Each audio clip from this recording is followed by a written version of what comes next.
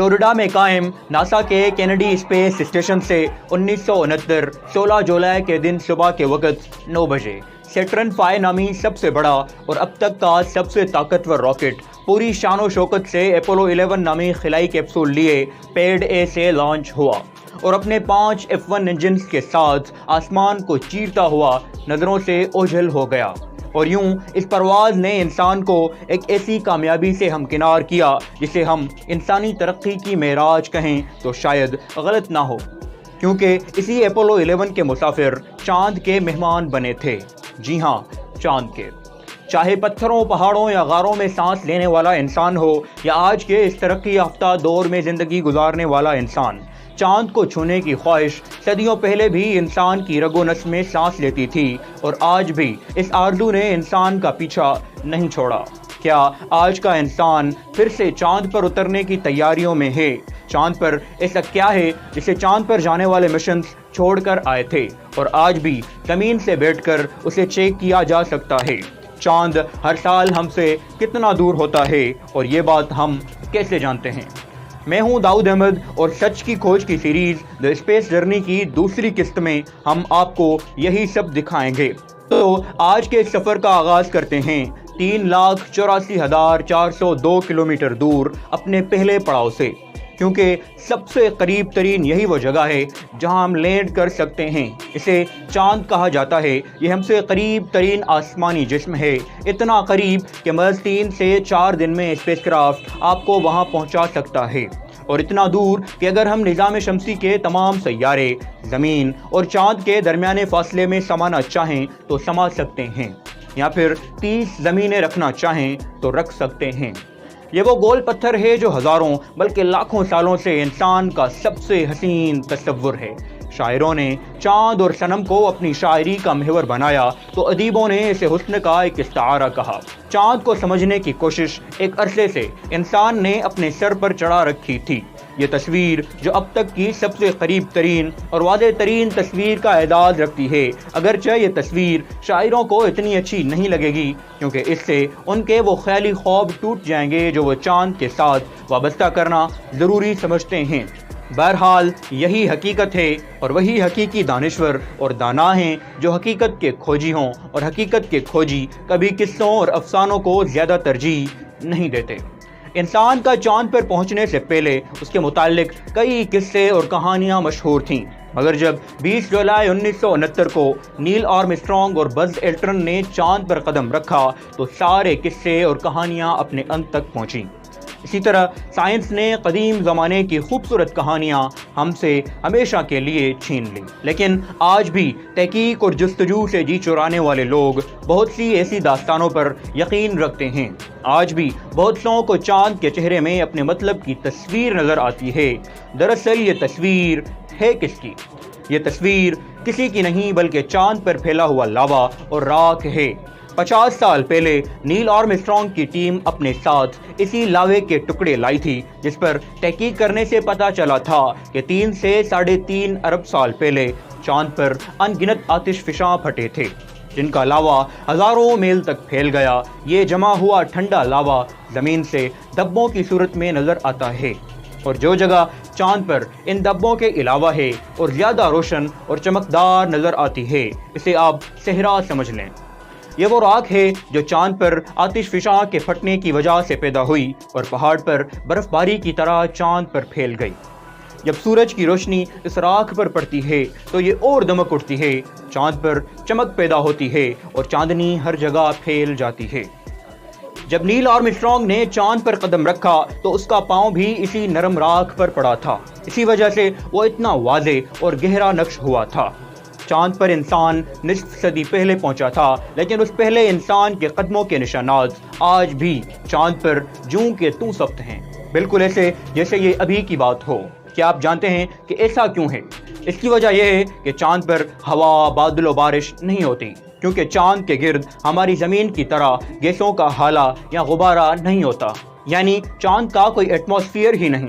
यही वजह है कि चांद पर इंसानी कदमों के निशानात लाखों बरस तक कायम रहेंगे, या शायद करोड़ों या अरबों साल तक भी। لیکن اربوں سال تک نسل آدم اس شکل میں کہیں موجود بھی ہوگی یا نہیں، یا ایولیوشن عمل ارتقاء اسے کوئی اور شکل دے چکا ہوگا۔ ایسا بھی ہو سکتا ہے کہ انسان کی جنگجو فطرت ہی اس کے خاتمے کا سبب بن چکی ہو۔ کچھ بھی ہو، ایک بات تو طے ہے، انسان رہے یا نہ رہے، انسان کے قدموں کے نشانات چاند پر ان گنت زمانوں تک رہیں گے۔ لیکن صرف نیل آرم اسٹرانگ ہی ایسا انسان نہیں جس کے قدموں کے نشانات چاند پر رہیں گے۔ یہاں 11 مزید ایسٹروناٹس موجود ہیں جو اپولو 11 کے بعد اپولو 12، 13، 14، 15، 16 اور 17 کے مسافر بن کر چاند کے مہمان بنے تھے، اور ان میں گولفر ایسٹرونامر شیفرڈ کی سمیش کے نشانات بھی موجود ہیں جس نے چاند پر گولف کھیلی تھی۔ چاند کی ریت پر نقش و نگار بناتی ہوئی چاند گاڑیوں کے نشانات بھی ان گنت زمانوں تک رہیں گے، لیکن ان سب کے ساتھ ساتھ ایک نام بھی ہے۔ جناب، کیا آپ جانتے ہیں کہ ایک شخص نے ایک خوبصورت لڑکی کا نام چاند پر نقش کیا تھا؟ افسانوں میں بہت سے عاشق اپنے محبوب سے وعدہ کرتے ہیں کہ ہم تمہارے لیے چاند توڑ لائیں گے، لیکن ظاہر ہے ایسا ہو نہیں سکتا۔ مگر ایک شخص تھا جس نے اپنی بیٹی سے وعدہ کیا تھا کہ میں تمہارا نام چاند پر لکھوں گا، اور اس نے یہ وعدہ پورا کیا۔ یہ چاند پر جانے والے آخری مشن اپولو 17 کا کمانڈر یوجین سرنن تھا۔ وہ 1972 میں چاند پر 3 دن گزارنے کے بعد جب واپس آنے لگا تو اس نے ایک عجیب حرکت کی۔ وہ جھکا اور چاند کی چمکتی ہوئی زمین پر اپنی بیٹی ٹریسی کا نام لکھا۔ ظاہر ہے یہ اس کی بیٹی کے لیے ایک لازوال تحفہ تو تھا، لیکن اس میں ایک میٹھا سا دکھ بھی شامل ہو گیا، اور اسے مرتے دم تک یہ دکھ رہا کہ وہ چاند پر لکھے اس نام کی تصویر نہیں بنا سکا، حالانکہ کیمرہ بھی وہاں موجود تھا، ریکارڈنگ بھی ہو رہی تھی۔ زمین کی یہ تصویر جو خوبصورت ترین تصویر کا اعزاز رکھتی ہے، اسی مشن کے دوران لی گئی تھی۔ نیل آرم اسٹرانگ یعنی چاند پر جانے والا پہلا انسان، یوجین یعنی چاند پر جانے والا اب تک کا آخری انسان، یہ دونوں اب دنیا میں نہیں رہے، لیکن تاریخ ایک بڑا موڑ لینے والی ہے، اور انسان نہ صرف چاند پر جانے بلکہ مستقل اسٹیشن بنانے کی تیاری کر رہا ہے۔ ہو سکتا ہے یہ سب آپ اگلے چند سالوں میں ہوتا ہوا دیکھ لیں اور اس کے فائدے بھی دیکھ لیں، کیونکہ چاند پر مستقل بیس بنانے کا مقصد یہ ہے کہ دیکھا جا سکے کیا انسان چاند کے وسائل سے فائدے اٹھا سکتا ہے۔ یہ فائدے تو جب اٹھائے جائیں گے تب اٹھائے جائیں گے، لیکن فی الحال ہم زمین سے بیٹھ کر چاند کی صرف ایک خوبصورت سمت دیکھ ہی سکتے ہیں۔ جی ہاں، صرف ایک سمت۔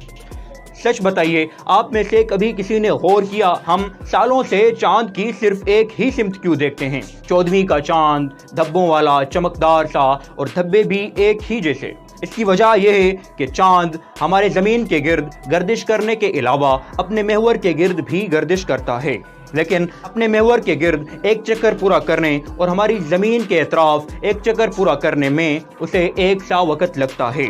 یہی وجہ ہے کہ زمین سے بیٹھ کر ہم چاند کی دوسری سمت نہیں دیکھ پاتے، اور اس عمل کو فیس لاک کہا جاتا ہے۔ لیکن حضرت انسان بہت ترقی کر چکا ہے، اور اس نے چاند کی دوسری سمت بھی کھوج ڈالی ہے۔ چاند کی دوسری سمت، جسے فار سائڈ آف مون کہا جاتا ہے، کی تصاویر برسوں پہلے انسان بنا چکا ہے اور ہم دیکھ چکے ہیں۔ لیکن اب چائنا کا ایک روبوٹک مشن چاند کی دوسری سمت لینڈ بھی کر چکا ہے، اور اب تک مختلف تجربات میں مصروف بھی ہے۔ عین ممکن ہے یہاں سے ہمیں چاند کے تخلیق کے بارے میں مزید معلومات ملے، لیکن جو معلومات اب تک ہے اس کے مطابق چاند کی دوسری سمت سامنے والی سمت سے بہت ہی زیادہ خوبصورت اور چمکدار ہے، کیونکہ یہاں سیاہ دھبے بہت کم ہیں۔ اگر اردو شاعر چاند کی اس سمت کو دیکھ لیں تو ہمیشہ اپنے محبوب کو چاند کی دوسری سمت سے تشبیہ دیا کریں۔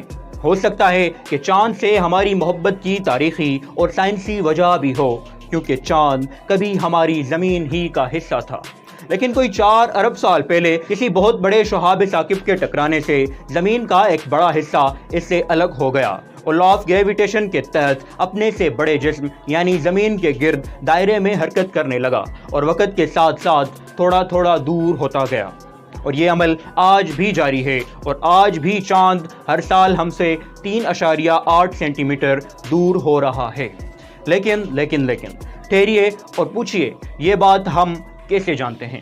تو جناب، چاند پر جانے والے 2 پہلے ایسٹروناٹس نیل آرم اسٹرانگ اور بز ایلٹرن جب چاند سے واپس آنے لگے تو انہوں نے ایک آخری کام کیا، ایک ایسا کام جو اس بات کا ثبوت تھا کہ ہاں چاند پر انسان پہنچ چکا ہے، چاند کی زمین پر انسان نے قدم رکھ دیا ہے۔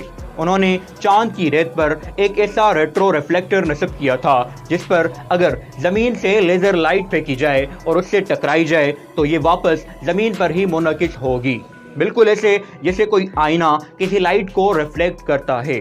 اور یہ ریفلیکٹرز آج بھی نصب ہے، اور انہی کی مدد سے ہم جانتے ہیں کہ چاند ہم سے کتنے فاصلے پر ہے، اور چاند ہم سے 3.8 سینٹی میٹر دور ہو رہا ہے۔ اگر چاند کی یہی رفتار جاری رہی تو 40 ارب سال بعد کا چاند زمین سے نظر ہی نہیں آئے گا۔